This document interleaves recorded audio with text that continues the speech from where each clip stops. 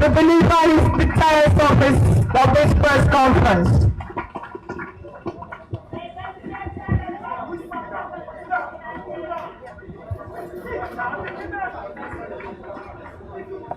Please be seated. Please be seated. Thank you very much.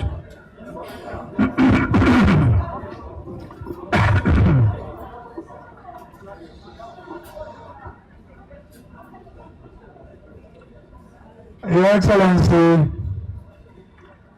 Ambassador Umar Damagun, the acting chairman of our great party, members of the National Working Committee of our great party,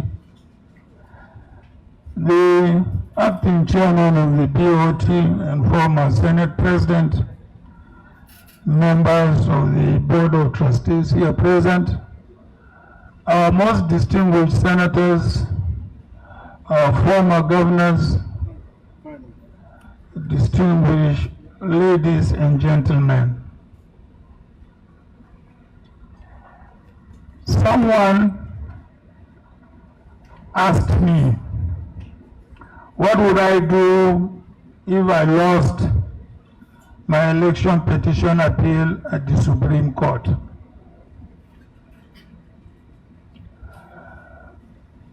In response, I said that as long as Nigeria wins, the struggle would have been worth the while.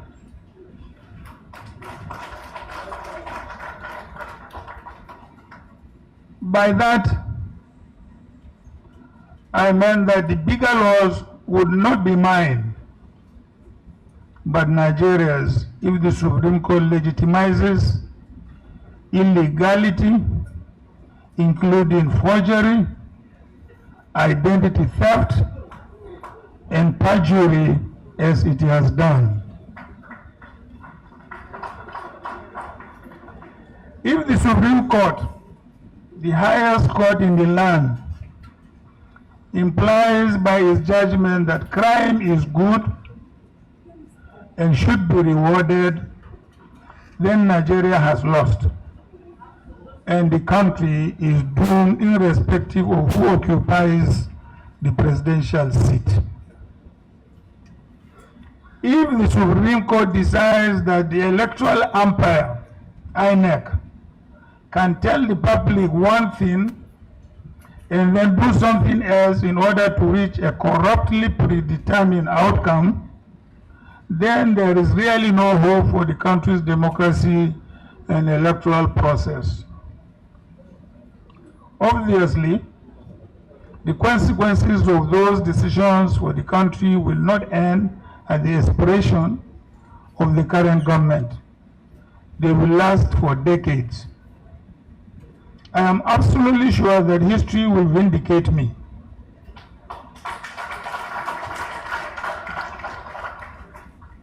We now know what the Supreme Court has decided. At critical points in my political life, I always ignored the easy but ignorable path in choosing the difficult but dignified path, the path of truth, of morality, of democracy, and the rule of law. I always chose freedom over servitude. Whatever the personal discomforts my choice entails. When I joined politics, the critical challenge was easing the military out of power so that civilian democratic governance could be restored in Nigeria.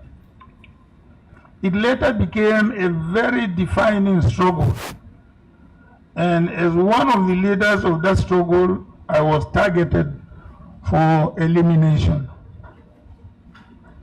In one incident, 9 policemen guarding my home in Kaduna were murdered in an attempt to assassinate me.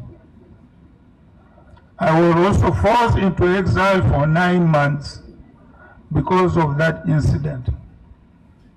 In addition, my interest in a logistics company that I co-owned was confiscated and given to friends of the military government.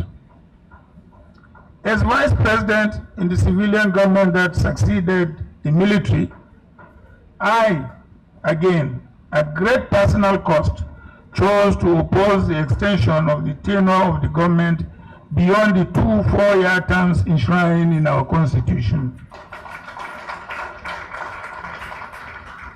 At the current historic moment, the easy option for me would have been to fall up and retreat after the mandate banditry perpetrated by the APC and INEC. But I went to the Nigerian courts to seek redress. I even went to an American court to help with unraveling what our state institutions charged with such responsibilities were unwilling or unable to do, including unraveling the qualifying academic records of the person sworn in as our president, and by implication, hopefully, who he really is.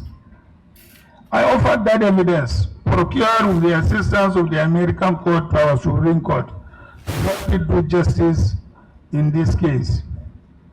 I give this background to underscore that what we are currently dealing with is bigger than 1 or 2 presidential elections, and is certainly bigger than Atiku Abubakar. It is not about me. It is about our country, Nigeria, in your future. It is about the kind of society we want to live for the next generation, and what kind of example we want to set for our children and their children. It is about the reputation of Nigeria and Nigerians in the eyes of the world. We showed incontrovertible evidence that Bola Tinubu was not qualified to contest the presidential election because he forged the qualifying academic certificate which he submitted to INEC. In fact, a simple check on Tinubu's past records in his possession would have shown INEC that Tinubu broke the law and should not have been allowed to contest the election in the first place. We showed irrefutable evidence of gross irregularities, violence, and manipulations during the elections. We showed incontrovertible evidence that INEC violated the Electoral Act and deliberately sabotaged its own publicly announced processes and procedures in order to illegally declare Tinubu elected. The position of the Supreme Court, even though final, leaves so much unanswered. Even the rebuke by retired Justice Musa Dattijo Mohammed is a confirmation from within the Apex Court that all is not well with the Supreme Court. The court, and indeed the judiciary, must never lend itself to politicization, as it is currently the norm with nearly every institution in Nigeria. By the way, the strong rebuke of the Apex Court by a revered justice who had meritoriously served for more than 4 decades should not be swept under the carpet.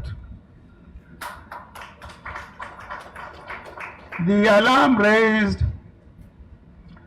by Justice Mohammed and recently former INEC Chairman Professor Tahiru Jega offer Nigerians an explanation into why the electoral and judicial system have become the lost, not the last, but the lost hope of the common man.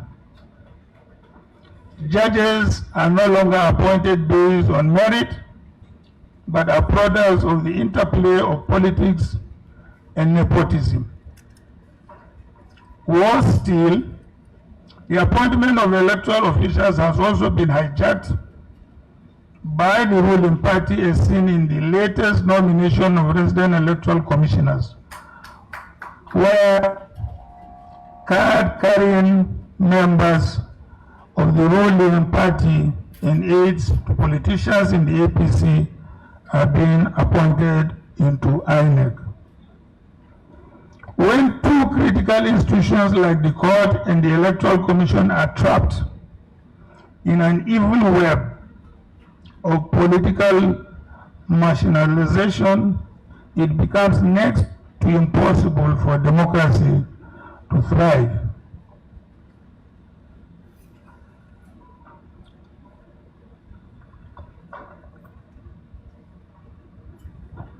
As a stakeholder in the presidential election of February 25th, I, along with other well-meaning Nigerians, have done my bit in ensuring that our democratic process enjoys the privilege of full disclosure of the character deficiencies of the current political leadership. I also believe that even if the Supreme Court believes otherwise, the purpose of technology in our electoral system is to enhance transparency and not merely as a viewing center. We have to move with the world and not be stuck in time. Your Excellencies, distinguished ladies and gentlemen, let me dwell a bit into the implications of PEPC and Supreme Court judgments. I leave Nigerians and the world to decide what to make of the Supreme Court's unfortunate decision. But here is my take. The judgments of the PEPC and the Supreme Court have far-reaching grave implications, including the following. One is the erosion of trust in the electoral system and our democracy. Nigerians witnessed as the National Assembly changed the electoral law to improve transparency in the process. Of particular importance was the introduction of modern technology to help eliminate the recurrent incidents of electoral manipulation, particularly during collation of results. Nigerians and the world also witnessed as the leadership of the INEC, especially its chairman, a National Commissioner for Voter Education, reassured Nigerians on national television multiple times that the use of that technology would be mandatory. Yet, that same INEC undermined the use of that technology during the elections and collation process and declared as winner someone who clearly did not win the presidential election. They then went further to take sides in the courts in a dogfight to defend their illegality. Who would convince the millions of Nigerians to vote in future elections after they suffered endlessly on queues to register to vote, to collect PVCs aid to vote, based on INEC assurances, only to see their votes stolen and given to someone they did not vote for? When people lose trust and confidence in elections, democracy is practically on life support. And by affirming and legitimizing the continued lack of transparency in our electoral system, the courts are continuing to usurp the rights of voters to elect their leaders. The other grave implication is that contestants in Nigeria's election should do whatever is necessary to be declared a winner. That includes identity theft, impersonation, forging of educational and other documents, perjury, and violence. And as they do so, they should ignore whatever the law says and whatever assurances from the leadership of the electoral umpire about what the law says and what they would do in compliance. And they would do so knowing that our courts would approve of their behavior or at best pretend not to take notice of it. The third is that if you are robbed of victory, do not bother going to cause for redress, because your glaring evidence of the robbery will be ignored in favor of the mandate bandit.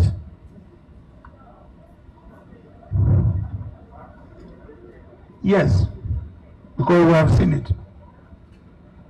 Also, your lawyers, however distinguished and accomplished, may be ridiculed by the judges, who may also go out of their way to make even a stronger case for the so-called winner than even their own lawyers were able to do.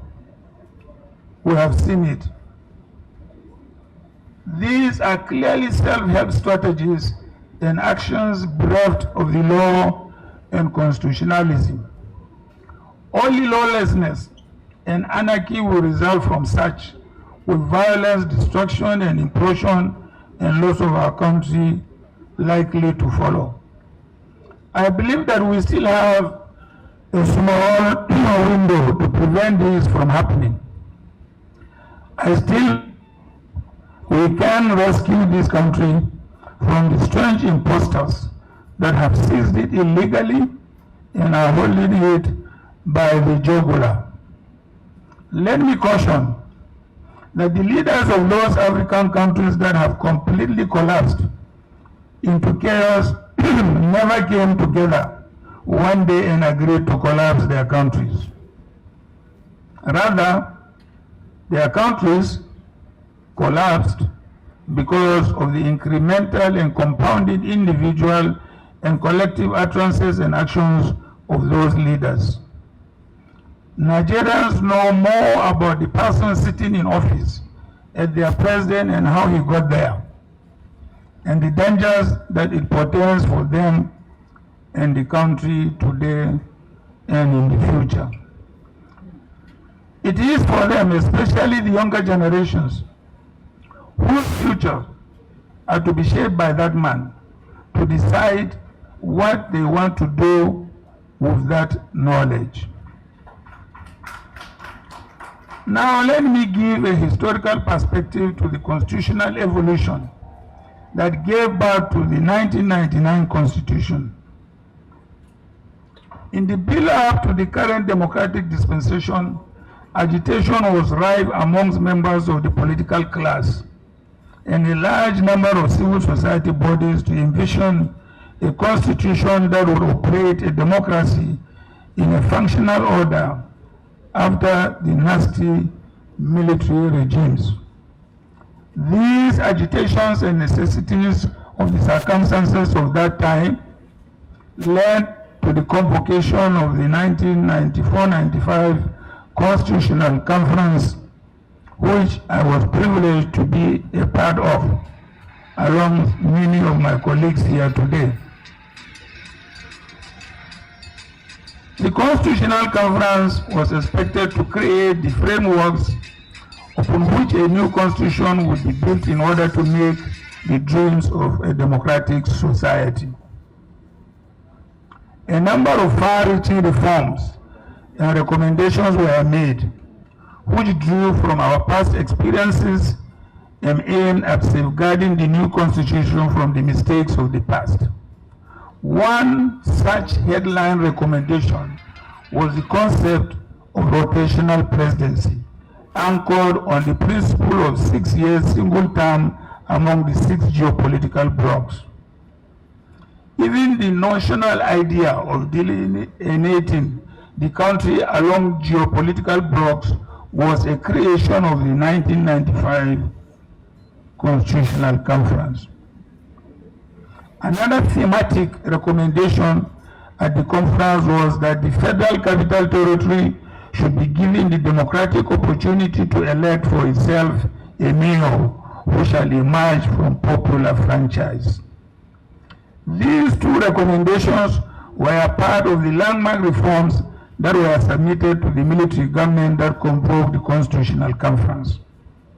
However, and rather disappointingly, the government that midwifed the current democratic dispensation and enacted what is now known as the 1999 Constitution expunged these two recommendations from what eventually became the body of legislation to govern our fledgling democracy. As for me and my party, this phase of work is done. However, I'm not going to go away. If you think I'm going to go away, forget about it.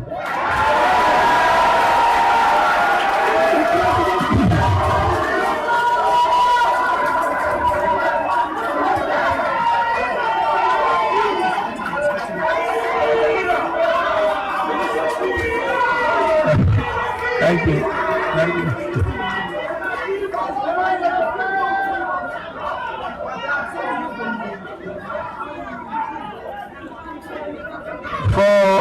Thank you very much. Thank you. Thank you very much. Thank you. For as long as I breathe, I will continue to struggle with other Nigerians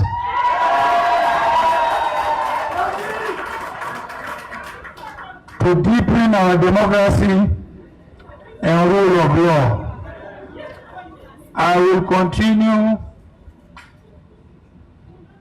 to work for the kind of political and economic restructuring that the country needs to reach its true potential. That struggle should now be led by the younger generation of Nigerians who have even more at stake than my own generation. So, Your Excellencies, distinguished ladies and gentlemen, let me make a few proposals that I believe will help. Listen carefully. We can urgently make constitutional amendments, and I'm happy members of the National Assembly are here, that will prevent any court or tribunal from hiding behind technicalities and legal sophistry to affirm electoral haste and undermine the will of the people. Our democracy must mean something. It must be substantive. Above all, it must be expressed through free, fair, and transparent elections that respect the will of the people. Firstly, we must make electoral voting and collation. Members of our National Assembly here present, we must make electronic voting and collation of results mandatory. We don't want to see any human being handling our results, whether at the polling units, at the ward, at the local government, or we should all be able to stay in our homes and look at the television as the television is putting our results. This is the 21st century, and countries less advanced than Nigeria are doing so already. It is only bold initiatives that transform societies.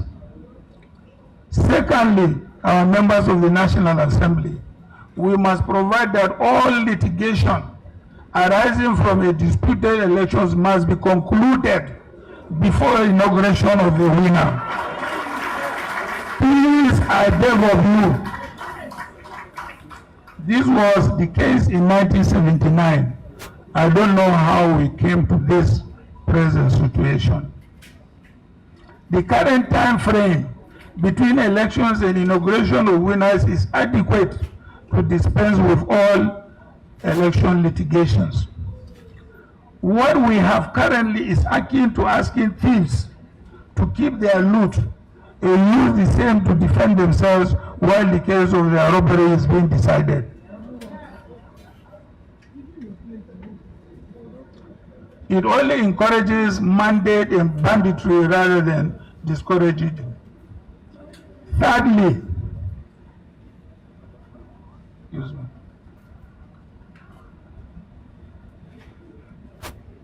in order to ensure popular mandate and real representation, we must move to require a candidate for president to earn 50% plus one of the valid vote cast, failing which a runoff between the top two candidates will be held.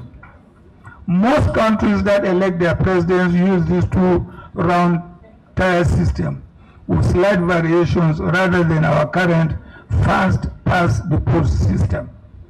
Examples include France, Finland, Australia, Bulgaria, Portugal, Poland, Turkey, in Brazil, Argentina, Ivory Coast, Sierra Leone, Namibia, Mozambique, Madagascar, and even Liberia, where a runoff is expected to hold in the coming days. Fourthly, Your Excellencies, distinguished ladies and gentlemen, in order to reduce the desperation of incumbents and distractions from governing, and also to promote equity and national unity, we need to move to a single 6-year term for president to be rotated among the 6 geopolitical zones. This will prevent the ganging up of 2 or more geopolitical zones to alternate the presidency among themselves to the exclusion of other zones. INEC should be mandated to verify the credentials submitted to it by candidates and their parties, and where it is unable to do so, perhaps because the institutions involved did not respond in time, it must publicly state so and have it on record. A situation where a candidate submits contradictory credentials to INEC in different election circles, and the electoral umpire accepts them without caution points to gross negligence, at best, or collusion to break the law by the leadership of INEC, at worst. The submission of contradictory qualifying documents by a candidate, as well as those found to be forged or falsified, should disqualify a candidate even if the falsification or forgery is discovered after the person had been sworn into office. The burden of proving that a document submitted to INEC is forged should not be on the opposing candidates in the election. It is never the responsibility of an applicant for a job to prove that the person who eventually got the job did so with forged documents, but rather the employer. In addition to these proposed constitutional amendments, the Electoral Act should be amended to provide that except where they explicitly violate the Constitution and other laws, the rules and procedures laid down by the electoral umpire and made public for the benefit of contestants and the voters will be treated as sacrosanct by the courts in deciding on election disputes. A referee cannot be allowed to set the rules for the game only to change or ignore them when one side has scored a goal or is about to win the match. Certainly not. We must restore confidence in our electoral system, which the current leadership of INEC has completely eroded and undermined. Also, we need well thought out provisions in the legislation and regulations to reform the judiciary, including 1. The introduction of an automated case assignment system, transparency in the appointment of judges, a practice directory that stresses that the goal of judges in election cases should be to discover and affirm voters' choice rather than disregarding voters' choice for the sake of technicalities. No, sir. There should also be publicly available annual evaluation of the performance of judges using agreed criteria. By improving the transparency of the electoral process and reducing the incentives to cheat, in addition to transparency in the appointment of judges and other judicial reforms, the number of election petitions, as well as corruption in the judiciary, will be significantly reduced. More importantly, we would have succeeded in taking away the right to elect leaders from the courts and return it to the voters, to whom it truly belongs.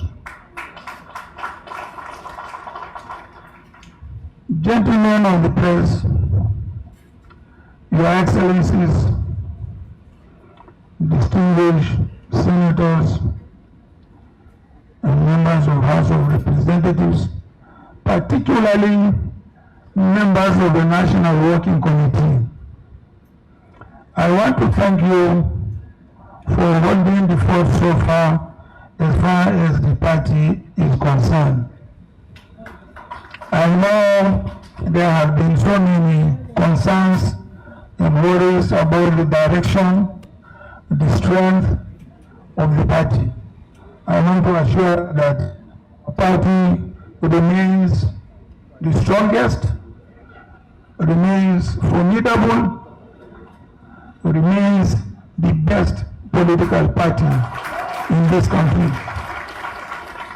In life, we sometimes face challenges and disappointments, but that should not deter us from pursuing the overall objective of our great party, the PDP. I therefore want to appeal to all members here and elsewhere to have faith and confidence in this great party. There has never been a great party like this in this country. So you truly belong to the greatest party in Nigeria and in Africa. God bless you all.